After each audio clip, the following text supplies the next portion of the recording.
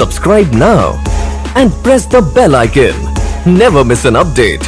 ये साहित्य का मंच है, सादर आमंत्रित करता है। गोसाई तुलसीदास ने कहा है, मैंने कहा ना कि जो बरसई बर बारी विचारू सोई कवित्व चिंतामणि चारू। लेकिन साहित्यकार होने के बावजूद भी गोसाई तुलसीदास ये कहते हैं कि कवि न हो हूँ नहीं चतुर कहावूं। मैं कवि नहीं हूं, न चतुर कहलाता हूं। कवि कहता है गोसाई तुलसीदास सरीका कवि चल कुल चक्र चूड़ामणि, जिनकी शान आज तक नहीं मिली। किसी माँ ने ऐसी औलाद पैदा नहीं करी जिसके काव्य का पाठ जो है अहर्निश किया जाता हो। हम 11 घंटे में अनेक कवि मिलकर के अपनी कविता का पाठ करेंगे। एक अकेला तुलसीदास ऐसा कवि है जो 24 घंटे तक निरंतर गाया जाता है। एक ऐसा कोई। हम उसके खानदान में पैदा हैं, हम उस कवि तुलसीदास के खानदान में पैदा हैं जिसने ये कहा कि कवि न हो हूं नहीं चतुर कहावूं। मति अनुहार राम गुण गावों, कवित विवेक एक नहीं मोरे। गोसाई जी कह रहे हैं कि कवि तो विवेक एक नहीं मोरे। फिर क्या है? तो बोले सत्य। क्या है उनके पास? सत्य, और सत्य समान धर्म नहीं दूजा। कविता सत्यम शिवम और सुंदरम की व्याख्या को आख्यायित करती है। उसी भाव को लेकर के रचना करते हैं। गोसाई ने कहा कि इस कवि तो विवेक एक नहीं मोरे, सत्य कहूं लिखी कागज कोरे, निज कवित्व के लागी ननी का। अपनी कविता किसको अच्छी नहीं लगती? सरस हो ही अथवा अति फीका। लेकिन उस कविता की तह तक जाने वाले लोग जे पर भनित सुनत हर खाही, जो दूसरे के द्वारा कही गई कविता को सुन करके हर्षित हो जाएं, प्रसन्न हो जाएं, ते बार पुरुष ऐसे श्रेष्ठ पुरुष अधिक जग नहीं। संसार में ज्यादा नहीं होते जो दूसरे की कविता को सुनकर के उत्फुल्लित और प्रफुल्लित हो जाते हैं। ये साहित्य के सागर का मंथन है। संस्था साहित्य काव्य सागर ने आयोजित किया है। कानून गो जी ने अपनी जगह दी है। कानून गो जी को ये जगह कवि नहीं दिए।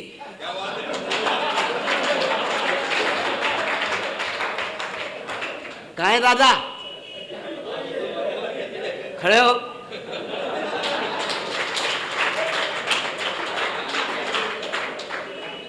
एक कवि ने तमाम सुदामाओं को बसाने के लिए कलम एक तरफ रख दी और एक महाकाव्य जिसका सृजन करने की भावना लेकर के उन्होंने संकल्पित किया था, उन्होंने उस संकल्प का परित्याग करके सीमेंट का जंगल खड़ा कर दिया सुदामा नगर के नाम पर। मेरी ये मान्यता है कि अगर वो सुदामा नगर के प्रपंच में नहीं पड़े होते, गरीबों को करोड़पति बनाने के प्रपंच में नहीं पड़े होते, तो इस देश को एक जयशंकर प्रसाद की प्राप्ति और होकर के रहती।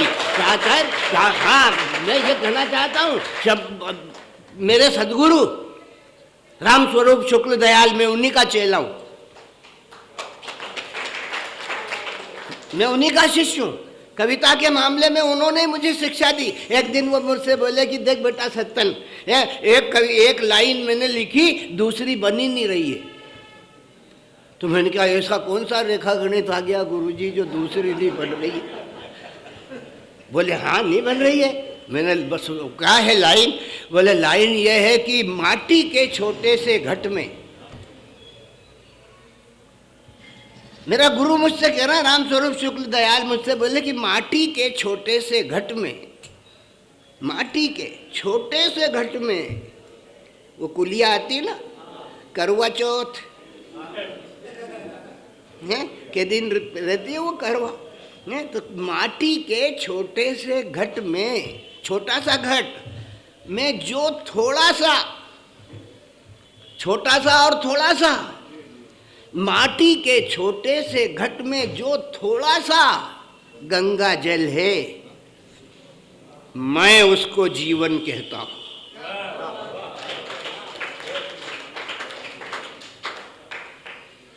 बोले ये लाइन आए बड़ी देर हो गई, 4 रोज से सोच रहा हूँ, दूसरी लाइन ही नहीं आती, तो मैंने इसमें 4 रोज सोचने की क्या जरूरत है, दूसरी लाइन में लिख देता हूँ गुरु।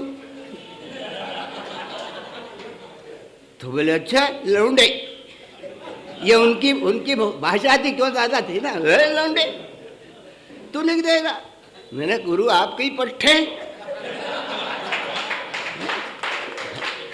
तू लिख देगा। मैंने हाँ लिख दे। बोले बोल। तो मैंने कहा माटी के छोटे से घट में जो थोड़ा सा गंगा जल है, मैं उसको जीवन कहता हूं। और मैं क्या गुरुजी, कान्हा की वंशी की लय में जो थोड़ा सा अल्लड़पन है, मैं उसको जीवन कहता हूं।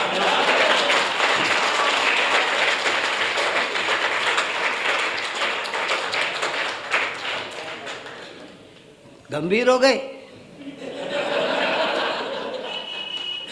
बोले देख लौंडे, ये तेरी उम्र की बात है, वो मेरी उम्र की बात है।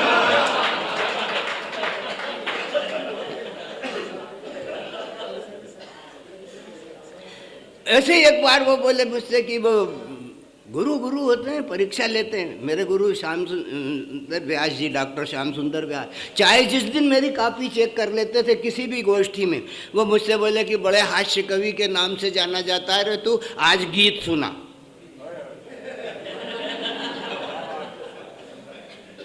शरद पूर्णिमा की भरी गोष्ठी में सब कवि बैठे हुए और डॉक्टर साहब मुझसे बोले कि देख बेटा सत्यन, तेरा बहुत कविताएं सुन ली, आज तू यहाँ पे है, कवि है, तो गीत सुना। ब्रह्मा की सृष्टि में 6 रसों का निवास है, कवि की सृष्टि में 9 रस होते हैं। ब्रह्मा से 3 पांव आगे चलने की शक्ति और सामर्थ्य रखता है कवि, 9 रस की योग्यता लेकर के चलता है कवि है। और इसके बावजूद भी वो महाकवि जो 24 घंटे तक गाया जाता है, वो कहता है कि कवि न हो हूँ नहीं चतुर कहावूँ। कवि के पास अहमन्यता नाम की ताकत नहीं होती, उसके पास विनम्रता होती है। वो ऊंची जाति का पपीहा होता है कवि, जो कभी नीचा नीर नहीं पीता। स्वाति नक्षत्र में बरसने वाले जल की बूंद ही उसका जीवन जल होती है। वो कभी अपनी चोंच को नीचे कर करके धराधाम में बहने वाले जल को नहीं पीता। उसे गंगा में भी फेंक दो तो वो अपनी चोंच ऊंची रखता है कि हे स्वाति, तू ही अगर मिलेगा तो मैं आप उस जल को पीऊंगा। आसमान से टपकने वाली भावनाओं के उद्गम को धारण करने की शक्ति और सामर्थ्य रखने वाला कवि, सूर्य की उन प्रखर किरणों को निचोड़ करके उसके सत्व को प्राप्त कर लेने वाला कवि, चंद्रमा के रस को निचोड़ करके उसमें मादकता भर देने वाला कवि, सृष्टि को नापने की ताकत से वामन से विराट होकर के चलने वाला कोई कवि, संपूर्ण सृष्टि को अपनी झोली के एक अक्षर में बांध करके रख देने वाली एक शक्ति और सामर्थ्य किसी के पास है तो एकमात्र कवि के पास है, दूसरे किसी के पास नहीं। संस्थाएं तो कई हैं, एक संस्था का मैं भी सभापति हूं। 100 साल पुरानी संस्था, उसके साहित्य मंत्री यहाँ बैठे हैं। किताबों के विमोचन के सिवा दूसरा कोई काम नहीं होता वहाँ।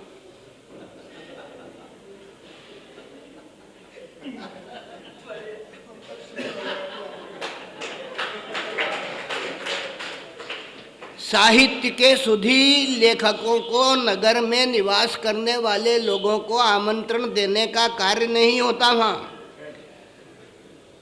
वहाँ पर अपनी फेटे बांध करके अपनी कलंगी को ऊंची दिखाने का काम होता है।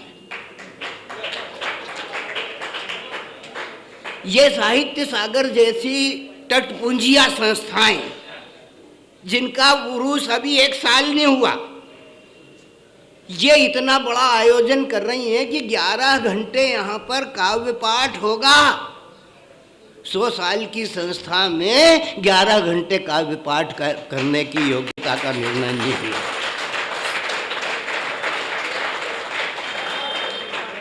साहित्य मंत्री बैठे हैं यहाँ, मैं सभापति हूँ, आलोचना के स्वर निकाल रहा हूँ।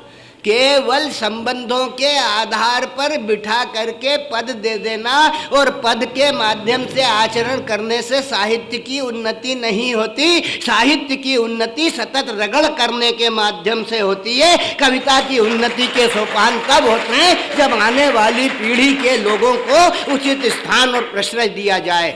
मैंने पहले ही कहा था कि समुद्र मंथन में 9 रत्न निकले थे गिनती के, 14 रत्न निकले थे गिनती के, लेकिन इस काव्य सागर के मंथन में जितने रत्न आज यहाँ पर निकलेंगे उतने रत्न कभी नहीं निकले। इस शहर में एक कवि सम्मेलन ऐसा है जिसने 8 घंटे काव्य पाठ का, सतत काव्य पाठ का 8 घंटे सतत काव्य पाठ का कीर्तिमान स्थापित किया है। और मैं अभिमान नहीं करता, लेकिन गौरव के साथ कहना चाहता हूं कि उस कवि सम्मेलन में एक कवि मैं भी था और कुल मिलाकर के 3 कवि थे।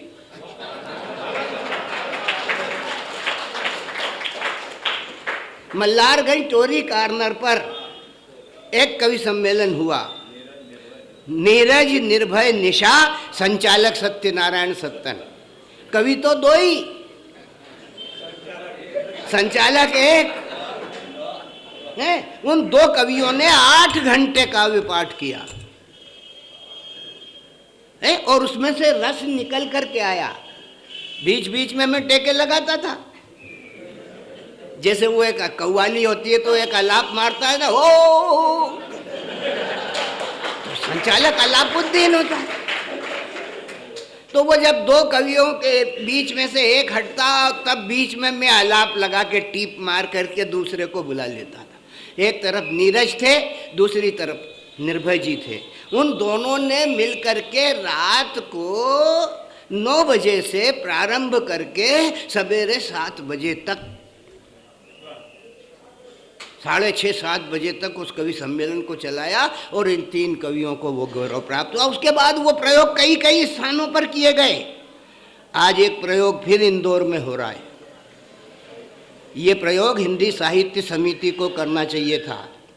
मध्य भारत हिंदी साहित्य समिति को चाहिए, यहाँ के ये वो उनके बैठे हुए हैं, ये हरे राम जी मेरे क्लासमेट हैं, ये मेरे सहयोगी हैं, बंधु हैं, लेखक हैं, कवि हैं, मनीषी हैं और साहित्य के पुरोधा हैं।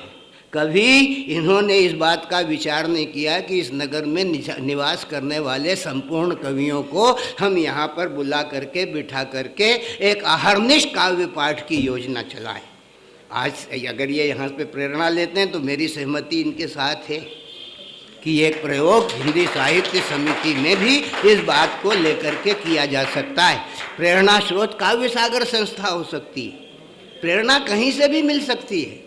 प्रेरणा लेना हमारा दायित्व है और ये एक संकल्पबद्ध होकर के चलने वाले लोग, इनके ये सहयोगी लोग इस बात के परिचायक बन जाएंगे। आप आए, इस महायज्ञ की शुरुआत करना चाहते हैं। कविता अनंत है, अपार है। 11 घंटे क्या होते हैं? मैंने कहा ना कि 2 कवियों ने 8 घंटे खींच दिए, तो यहाँ तो एक एक बैठा हुआ 11-11 घंटे खींच सकता।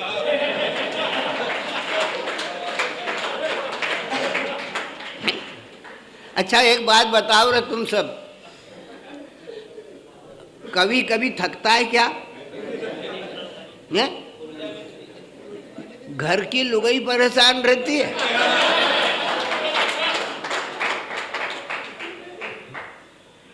तुमको शर्म नहीं आ रही? रात को 2-2 बज रहे हैं और अभी बत्ती जल रही है, मेरे को नींद नहीं आ रही है, तुम न जाने क्या कर रखा है और कागज पे अभी तक एक लाइन नहीं लिखी और वाल्मीकि बना बैठा हुआ है और क्या नहीं करता, क्या नहीं करता।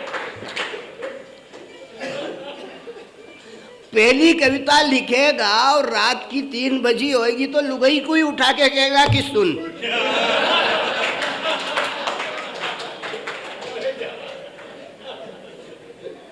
वो भी कहती है कि सवेरे सुना देना, सवेरे सुना देना। अरे सवेरे तो रात को ही सुनाऊंगा।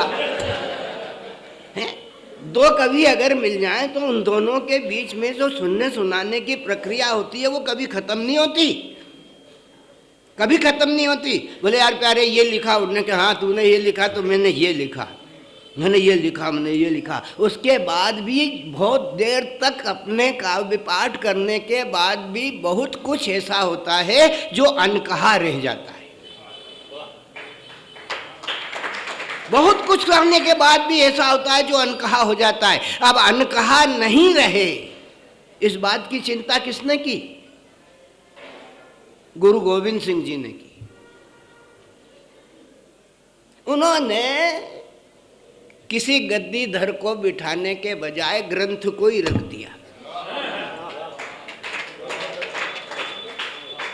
हिंदुस्तान वो मुल्क है जिसने साहित्य की आराधना की है। सिख संप्रदाय इस बात का गौरव बनकर के खड़ा हुआ है। गुरु गोविंद सिंह ने गुरु ग्रंथ साहिब की स्थापना करके साहित्य को, भाषा को जो उन्नयन दिया वो हिंदुस्तान के सिवा किसी दूसरे स्थान पर नहीं मिलेगा।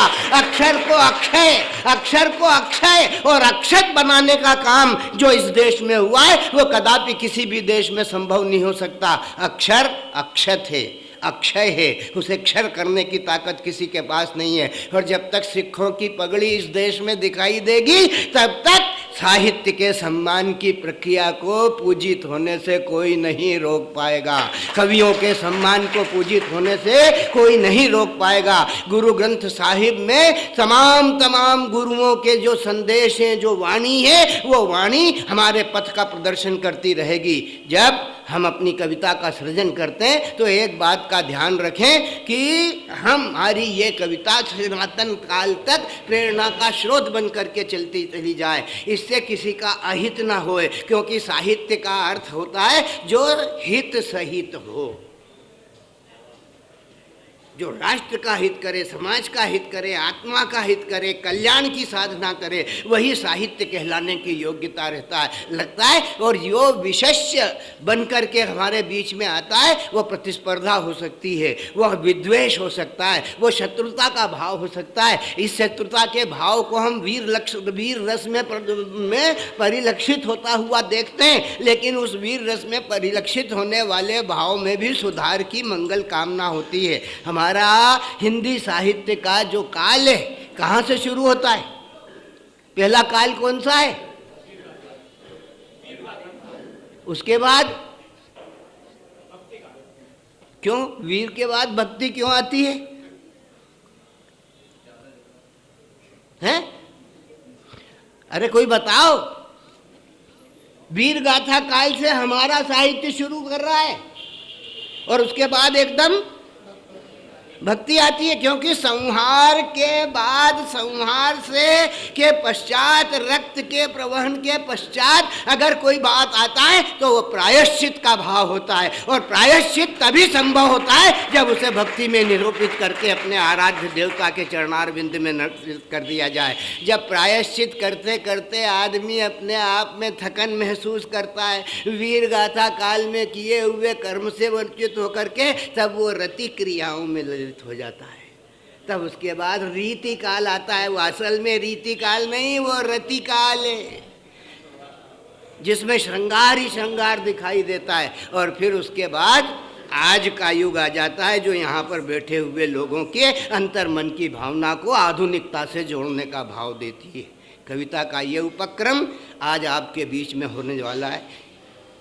काव्य सागर संस्था, उसके सदस्यगण, उस संस्था को बल प्रदान करने वाले ये रथी, महारथी, अतिरथी, मैं सबके नाम नहीं लूँगा, एक का भी छूट जाएगा तो वो घर आ जाएगा।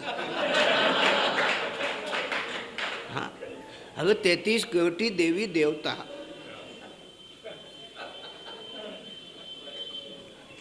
कितने इसमें अपने देश में 33 करोड़। एक कोई भूल जाओ तो भैरू बाबा दरवाजे पे खड़े मिलेंगे कि क्यों रे, मैंने तेरे बाप का क्या छीना अच्छा जो मेरा नाम भूल गया। मैं सर्व सनाम धन्यों को बधाई देता हूँ। यहाँ पर विराजमान और आगंतुक उन सारे बात को बधाई देता हूँ कि उन्होंने इस काव्य के समारोह में आने के आमंत्रण को स्वप्रेरणा से स्वीकृति देकर के भगवती सरस्वती के प्रति अपनी भावाभिव्यक्ति करते हुए जो आदरांजलि दी है, उस आदरांजलि में उनके अंतर मन की वो प्रज्ञा, वो चेतना, वो साहित्य साधना, वो तप सारा का सारा समर्पित है। कोई कवि किसी कवि से कमज़ोर नहीं होता। माता सरस्वती जिसके हृदय में निवास करती हैं वो अद्य धारा सदा लंबा सरस्वती पंडिता मंडिता सर्वे भोजराज ध्रुव गति।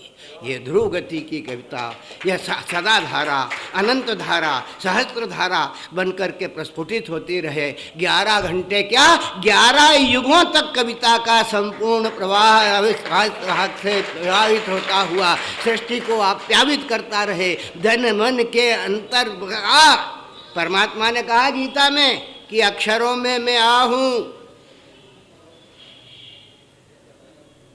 आ से ऊ और माँ मिलकर के ओम की निष्पत्ति होती है और उस ओम से संपूर्ण अक्षरों का निश्चय होने की भावना होती है। तो शब्द और तंत्र, शब्द और नाद, इन दोनों की आराधना का संगम स्थल बना हुआ ये स्थान अपने आप में किसी तीर्थराज से कम महसूस नहीं होता।